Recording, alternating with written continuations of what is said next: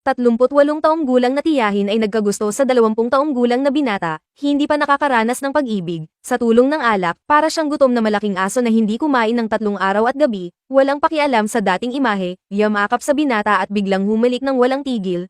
Lumalabas na ang tiyahin ay isang presidente ng isang nalistang grupo, isang pangkat ng matatandang lalaki, dahil sa kanyang kagandahan. Sa mesa ng inuman, ginamit ang pag-uusap ng proyekto bilang dahilan para patuloy na pilitin siyang uminom. Ang layunin ay para magkaroon ng hindi magandang balak sa kanya, mabuti na lamang at may isang binata na lumitaw sa tamang oras para iligtas siya. Ngunit ang pagiging bayani ng binata ay tuluyang nagpabago sa babaeng ito na hindi lapitin ng mga lalaki. Sa huli, hindi na niya napigilan ang sarili. Sa tahimik na gabing iyon, dalawang pusong nagnanais ng pag-ibig ang nagkaisa. Ngunit pagkatapos ng isang gabi, ang tiyahin, nagising na naguguluhan, naalala ang kanyang mga ginawa kagabi, bigla siyang nahiya. Nagsisisi na siya'y napakawalang hiya, dapat niyang malaman. Para malaman, ang kanyang edad ay maaari nang maging ina ng binata, alam niya na ang ganitong uri ng pag-ibig sa pagitan ng magkakaibang edad, ay hindi magkakaroon ng magandang kinahinatnan, kaya bago pa siya lubusang mahulog, nagpasya siyang umatras. Hindi ko na kailangang tanungin pa. Huwag nang maghangad pa ng kung ano. Tayong lahat ay mga nasa tamang edad na. Walang dapat pang pag-usapan tungkol dito. Ibig sabihin, walang 200,000 dito. Ituring na lang na walang nangyari. Pagkakita sa bank card sa kamay, ang batang lalaki ay napaisip na masyadong walang puso ang babae, balak sanang ituring itong isang aksidente, at kalimutan na siya. Ngunit sa susunod na segundo, nakita niya ang pulang mantsa sa kama. Bigla siyang napatigil, hindi niya inaasahan na sa lipunan ngayon, makakakita pa siya ng ganito kaimportanteng bagay. Kaya't ang pagkahumaling niya sa babae ay lalong lumala, kinuha agad ang telepono at tinawagan ang pinakamayamang ama, sinabing nahanap na niya ang tunay na pag-ibig, at hindi na babalik bilang CEO ng kumpanya. Paglingon ay pumunta sa kumpanya ng babae, nag-apply bilang maliit na katulong.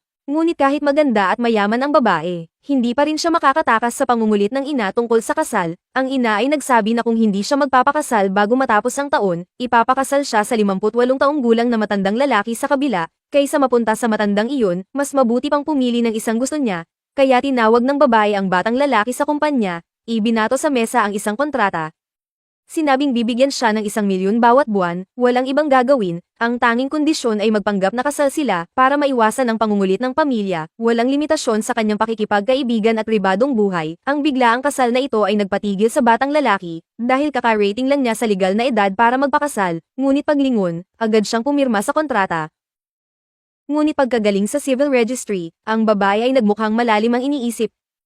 Hinayla siya ng batang lalaki at niyakap, tinanong kung nagsisisi ba siya, ngunit matigas na sinabi ng babae, na hindi siya nagsisisi, at binabalaan ang batang lalaki na huwag maging mapangahas, sinabi na sila ay peke lamang na mag-asawa, at huwag siyang maghangad ng anuman.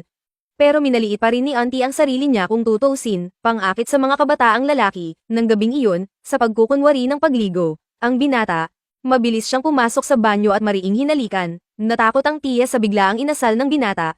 Nakatayo siya doon nang hindi gumagalaw at hindi lumaban. Ganap na nahuhulog sa kabaitan ng binatang ito, at sa mga sumunod na pakikipag-ugnayan, unti-unting natauhan ang matandang tiyahin, pambihira itong maliit niyang asawa, hindi lang siya kaharap ng mga snob niyang kamag-anak, magbigay ng alahas na nagkakahalaga ng mahigit 100 milyon, hayaang kumita ng sapat na mukha si nanay, kahit ang mayabang na Fuji Group.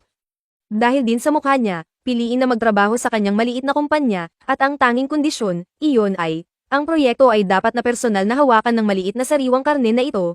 Lahat ng mga palatandaang ito ay nagpaunawa sa matandang tiyahin, sa likod ng kanyang munting asawa, dapat mayroon siyang kamanghamanghang mga lihim at hindi kapani-pani walang lakas.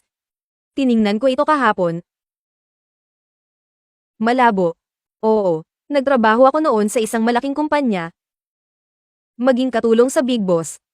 Ano pa, ako, kung talagang komplikado kang tao, hindi ako maawa sa sarili ko. Hayaang lumapit sa akin ang mga espesyal na masasamang tao ng malaking kumpanyang ito, tiyaking alam mo kung ano ang layunin.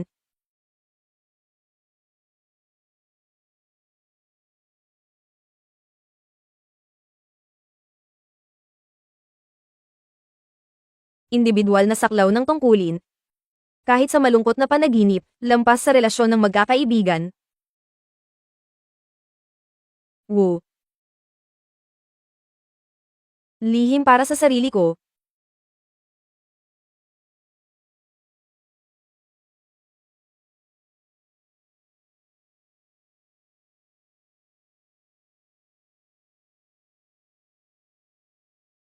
Hello Mr. So, ako si Fu Wen, ang taong namamahala sa proyektong ito. Fu Wen.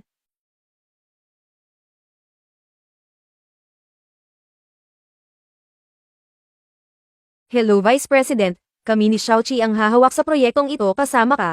Maaari kang magtanong ng anumang mga katanungan na mayroon ka anumang oras. Si Xiaoxin kay Xiaoxin ay katulong ko na naman. Special assistant din ako ng kumpanya mo noon. Malakas na kakayahan sa pagtatrabaho. Mapagkakatiwalaan mo kami, Mr. So, sa tingin ko nagkamali ka. Itong bagong dating na sinasabi mo ay hindi ordinaryong tao.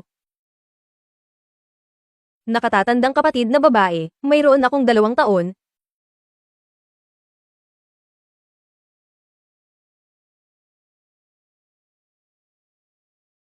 Si Xiaoxin ay isang matandang empleyado na kumukuha ng muling pagsusuri.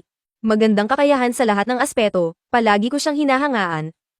Originally, I planned to give him a promotion and a salary increase, pero tumanggi siya. Sinabi mo na ang isang tao ay maaaring tumanggi sa isang promosyon mula sa isang pinuno, maaari ba siyang maging isang ordinaryong tao? Karangalan ko na pahalagahan ng mga pinuno.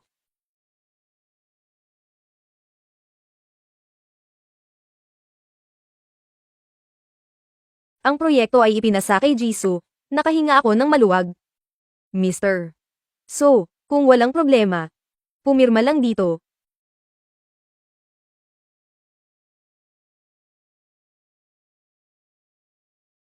Ano ang kakayahan ng isang batang mag-aaral? Mapagkakatiwalaan ko ito.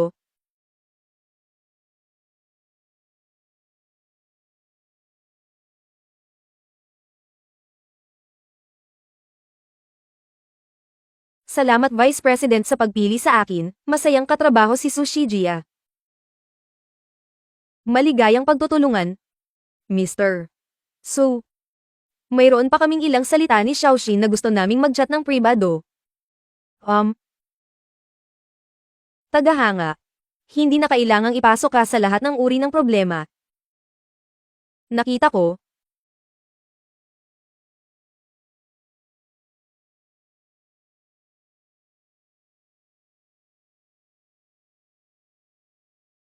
mabaho.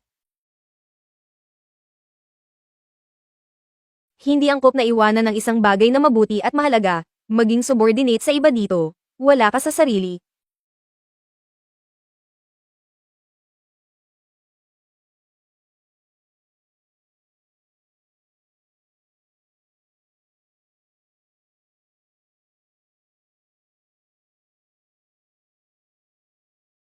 5.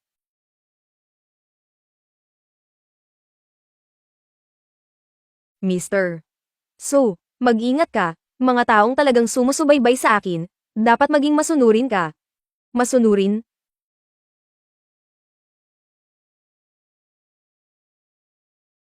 Tapos na ako sa mga hinaing ko.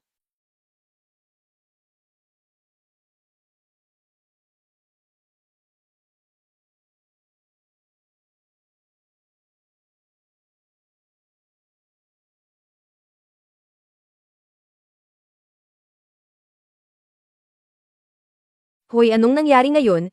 Hindi maganda ang hitsura ko ngayon. Sister, ikaw ang deputy chief. Akala ko malalaman mo ang rules. Kung gusto mong bumalik kay Vice, ang vice-presidente ng aming grupo ay talagang ang iyong pinakamahusay na pagpipilian. Mag-asawa lang kami ayon sa kasunduan. Kung ano ang iyong pribadong buhay ay walang kinalaman sa akin. Naintindihan mo ba?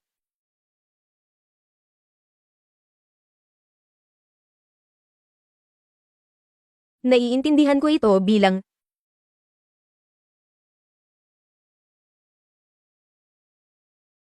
nag-iisip ka masyado, natatakot lang ako na maapektuhan ako ng kaguluhan sa pribadong buhay mo. Sa bagay, legal naman kaming mag-asawa.